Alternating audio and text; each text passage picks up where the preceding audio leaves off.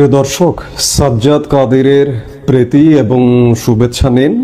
এই মুহূর্তে আপনাদের সামনে কথা বলতে এসেছি করুণ দশায় এনসিপি, এই প্রসঙ্গটা নিয়ে আপনাদের সামনে কথা বলবো।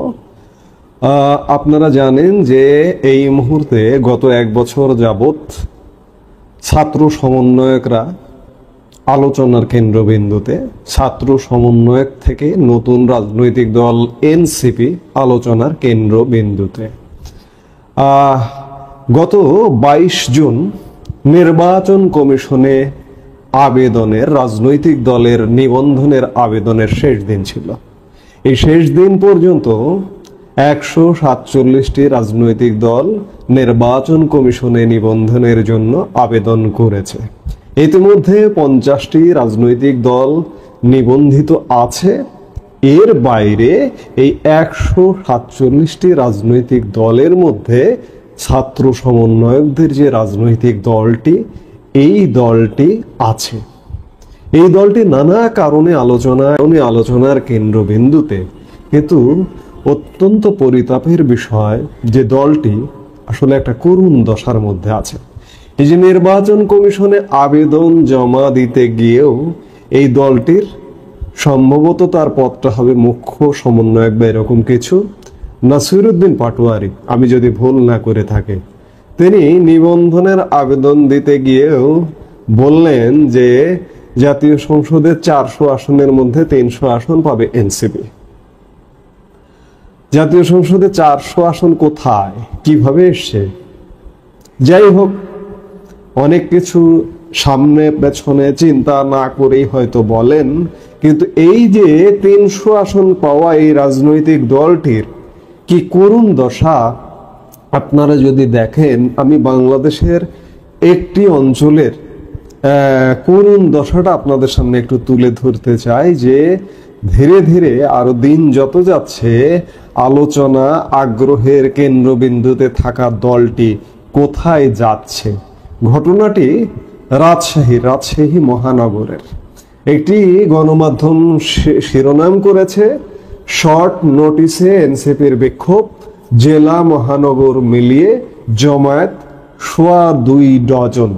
অর্থাৎ তারা বলতে চেয়েছে যে 2.25 ডজন সদস্য নিয়ে তারা একটি বিক্ষোভ সমাবেশ করেছে রাজশাহী মহানগরে।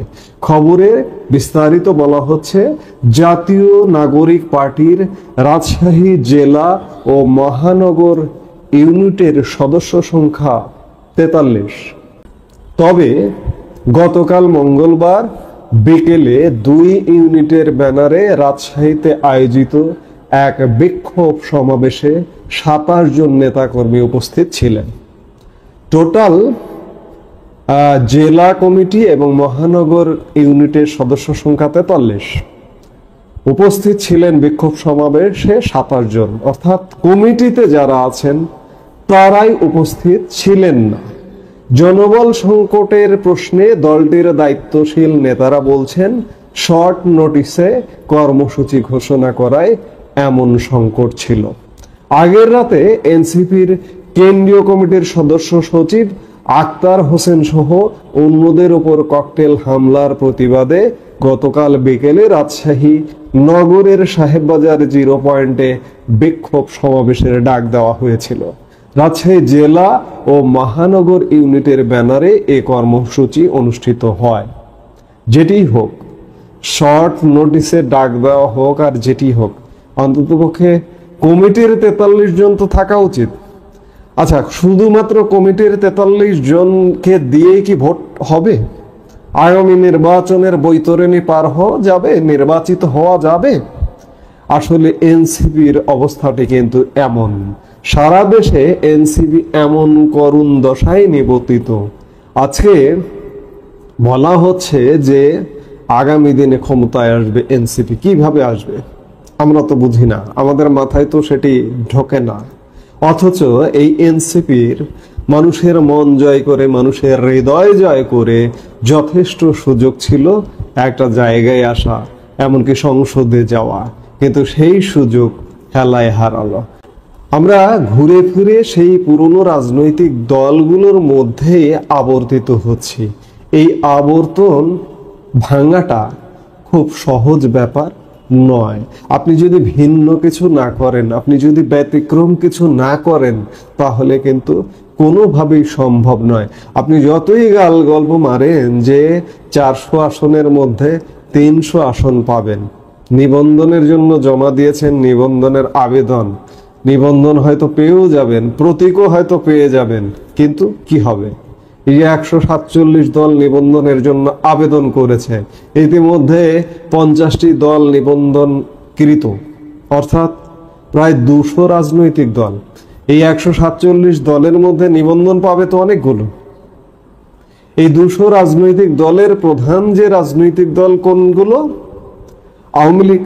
যদিও নির্বাচন কমিশন ইতিমধ্যে আওয়ামী লীগের নিবন্ধন স্থগিত করেছে, আওয়ামী লীগের কার্যক্রম স্থগিতের সুবাদ সরকারের একটি প্রজ্ঞাপনকে অস্ত্র ধরে নির্বাচন কমিশন এই কাজটি করেছে, কিন্তু আওয়ামী লীগকে তো বাদ দিয়ে হিসেব করা যাবে না, বিএনপিকেও বাদ দিয়ে হিসাব করা যাবে না। বিএনপিকেও যদি কেউ বাদ দিতে চায় সেটিও সম্ভব নয়। অর্থাৎ আওয়ামী লীগ বিএনপিকে ঘিরেই আমাদের রাজনৈতিক কেন্দ্র, রাজনৈতিক বলয় আবর্তিত হবে।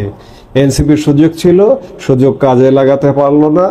দিনকে দিন এই দলটি করুণ দশায় পৌঁছে যাচ্ছে। যার দরুন আমি রাজশাহীর উদাহরণ দিলাম।